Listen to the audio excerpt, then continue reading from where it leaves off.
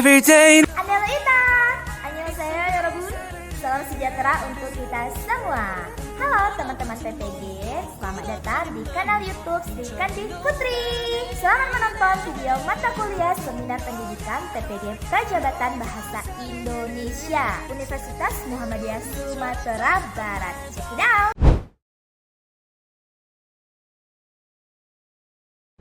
Pengalaman belajar apa yang berguna dan menarik? Pengalaman belajar yang berguna dan menarik saya alami sepanjang pembelajaran, terutama saat mendalami 3 pendekatan penting dalam merancang pengajaran yang berpihak pada peserta didik. Pada topik 1, saya memahami pentingnya asesmen awal untuk memetakan karakteristik dan capaian peserta didik sebelum merancang pembelajaran.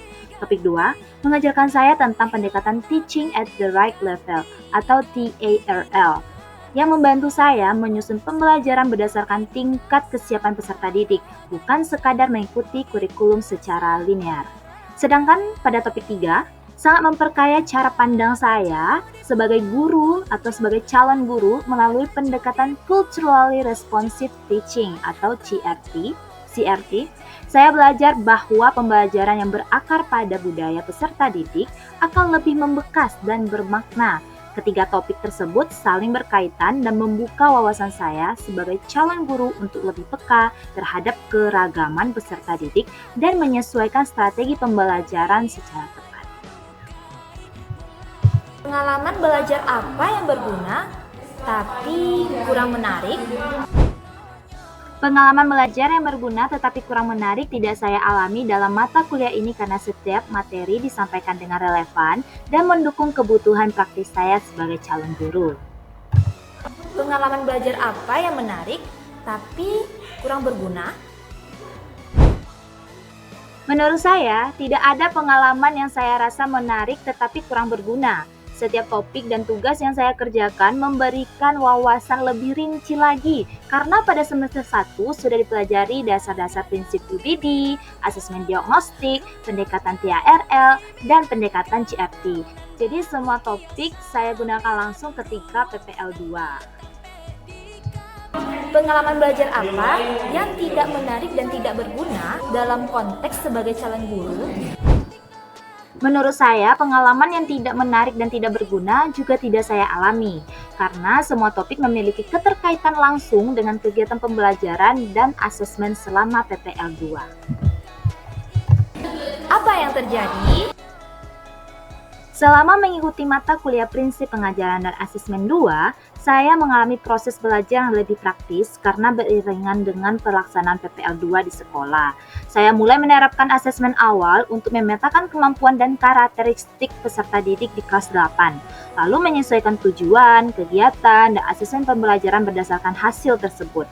Saya juga melatih menyusun perangkat ajar yang lebih responsif terhadap kondisi kelas, termasuk mencoba mengintegrasikan pendekatan pembelajaran yang relevan seperti Teaching at the Right Level dan Culturally Responsive Teaching.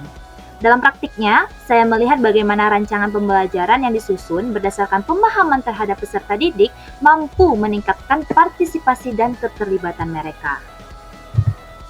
Mengapa hal tersebut dapat terjadi?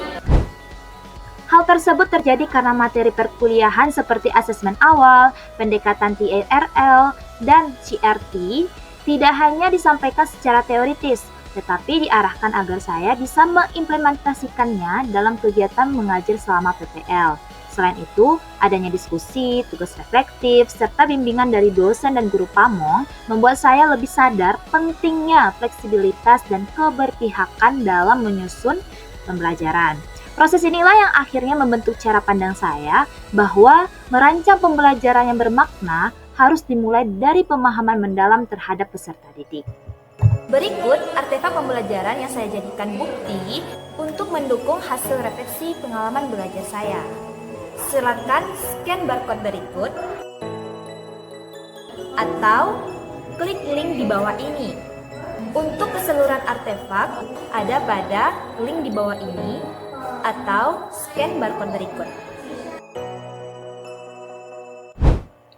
Artefak pembelajaran yang saya pilih adalah modul ajar teks pidato untuk kelas 8 yang saya susun selama PPL 2 dengan dengan mengintegrasikan nilai budaya lokal prosesi Batagak Panghulu dalam topik pidato persuasif.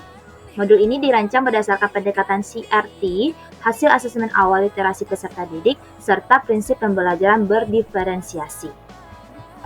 Mengapa artefak ini yang saya pilih? Saya memilih artefak ini karena mewakili praktik nyata bagaimana teori yang saya pelajari diterapkan secara konkret di kelas. Modul tersebut mencakup pemilihan konten yang relevan dengan budaya peserta didik, strategi pembelajaran yang mendorong interaksi sosial, dan asesmen formatif yang disesuaikan dengan kebutuhan peserta didik. Bagian mana dari artefak ini yang mendukung hasil refleksi saya? Bagian dari artefak ini yang mendukung hasil refleksi saya adalah penggunaan budaya lokal bukan hanya sebagai materi ajar, tetapi juga sebagai sarana untuk membangun rasa percaya diri, empati, dan pemahaman peserta didik terhadap nilai-nilai dalam kehidupan bermasyarakat. Hal ini menunjukkan bahwa pendekatan CRT benar-benar dapat diimplementasikan secara nyata dalam mata pelajaran bahasa Indonesia.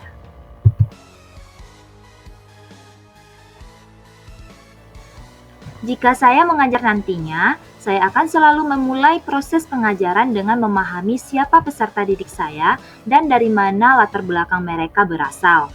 Saya akan mengembangkan asesmen awal yang berfungsi bukan hanya untuk mengetahui kemampuan kognitif peserta didik, tetapi juga potensi, minat, dan budaya mereka bawa. Selanjutnya, saya akan menyusun pembelajaran yang tidak hanya menyesuaikan dengan kemampuan peserta didik, tapi juga latar belakang budayanya.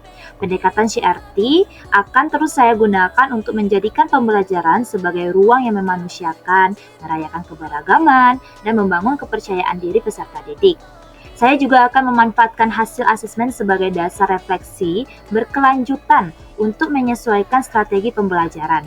Saya percaya pembelajaran yang sesuai dengan kehidupan dan budaya peserta didik akan terasa lebih berarti dan bermakna, membuat mereka lebih semangat belajar. Baiklah, sekian jurnal refleksi pembelajaran saya Sri Kandi Putri. Terima kasih sudah menonton. Jangan lupa tinggalkan komentar di bawah ini. Terima kasih, sampai jumpa.